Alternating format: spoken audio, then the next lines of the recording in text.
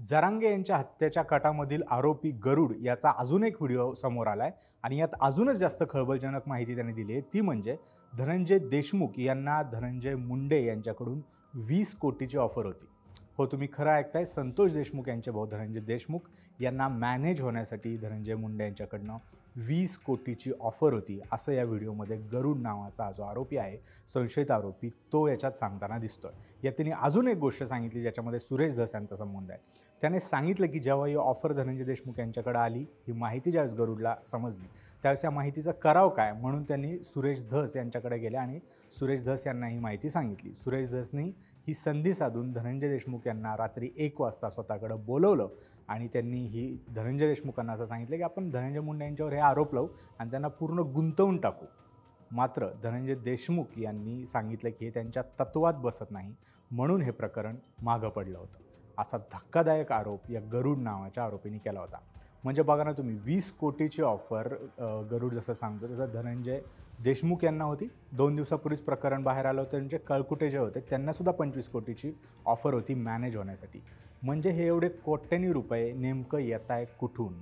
आजच परत एक ऑडिओ क्लिपसुद्धा व्हायरल होती ज्याच्यामध्ये हे जे गंगाधर काळकुटे आहेत, जरांगेच्या जवळचे कार्यकर्ते समजले जातात, त्या काळकुटे यांना फोनवरनं धमकीचा तो फोन होता, त्याच्यावरनं धमकी अशी होती की संतोष देशमुख नंतर तुमचाच नंबर होता आणि तो समोरचा व्यक्ती पिलेला होता की नाही माहीत नाही, आणि ही जर का कॉल रेकॉर्डिंग खरी असेल तर तो व्यक्ती काळकुटे यांना परळीतील धनंजय मुंडे यांच्या कार्यालयावर बोलवत होता आणि तिथं तुला मारहाण करू किंवा तुझा काहीतरी हत्या करू, अशा पद्धतीचा तो ऑडिओ क्लिपसुद्धा आता व्हायरल झाली। आज सकाळीची ही गोष्ट आहे।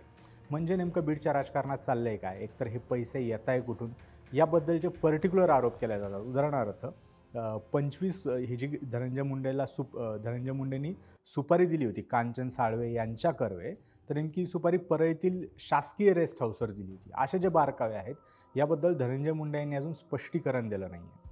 जर तुम्ही नीट बघितलं तर जरांगे यांना मारण्यासाठी 3 पद्धतीने ते कट रचत होते। एक तर गाडीने उडवून द्यायचा कट होता, दुसरा गोळी मारायचा आणि तिसरा जेवणातून काहीतरी द्यायचा। जरांगे असं सुद्धा म्हणाले की धनंजय मुंडे यांनी आरोपींना असं सांगितलं होतं की त्यांच्याकडं दुसऱ्या राज्यातील परमिटची गाडीसुद्धा यासाठी अवेलेबल आहे। यातल्या पर्टिक्युलर आरोपांवर धनंजय मुंडे यांनी अजून काहीही स्पष्टीकरण दिलेलं नाही आहे।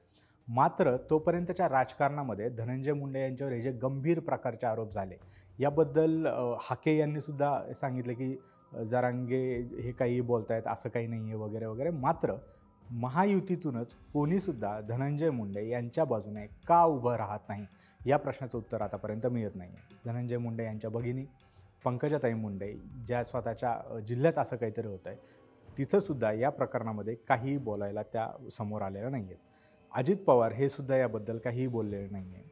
गृहमंत्र्यांनी या संदर्भात सांगितलं की योग्य ती कारवाई करणार, तेव्हा मात्र धनंजय मुंडे यांच्या बाजूने महायुतीतला कुठलाही माणूस बोलत का नाही हा पडलेला प्रश्न आहे। आणि विशेषतः अशा काळामध्ये ज्यावेळेस महानगरपालिका, नगरपंचायत, जिल्हा परिषद निवडणुका तोंडावर आल्यात आणि बीडमध्ये सध्या झालेल्या राजकारणानंतर BJPला, भाजपाला खूप ताकद लावावी लागणार आहे। त्यासोबतच अजित पवार यांना सुद्धा स्वतःचा गड वाचवण्यासाठी ताकद लावावी लागणार आहे। अशा परिस्थितीमध्ये कुठलाही नेता समोर येत नाही आणि नेमकं याच राजकीय परिस्थितीमध्ये हे सगळं का होतं आहे या प्रश्नांची उत्तर मात्र अजून मिळालेली नाही आहे।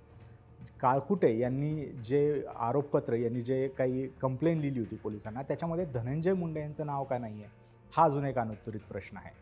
अजून एक सर्वात महत्त्वाचा अनुत्तरित प्रश्न असा आहे की जर का सुपारी दिली होती तर हे आरोपी स्वतःच कबूल करायला जरांगे यांच्याकडं का गेले? या प्रश्नाचं उत्तर जरांगेनेही दिलं नाही आहे आणि अजून पोलिसांच्या तपासातही आलं नाही। एवढा मोठा मराठा समाजाचा नेता ज्याच्यावर एवढा मोठ्या हत्येचा कट रचला गेला, त्या संदर्भात पोलिसांच्या इन्व्हेस्टिगेशनमधून अजून काहीच समोर आलं नाही आहे। नेमकं हे बीडच्या राजकारणात चाललं आहे काय आणि महाराष्ट्राच्या एकंदर सुरक्षेच्या व्यवस्थेच्या दृष्टीने नेमकं हे काय होतं याबद्दल सगळ्याच जनमानसाच्या मनात प्रश्न उभा राहिलेत। कदाचित याचंच उत्तर येणाऱ्या नगरपालिका स्थानिक निवडणुकांच्या याच्यामधून दिसेल अशी सुद्धा एक शक्यता वर्तवण्यात येते। आम्ही तुम्हाला या प्रकरणाबद्दल प्रत्येक अपडेट देत राहू, त्यासाठी सरकारनं आम्हाला सबस्क्राईब केल्याशिवाय जाऊ नका।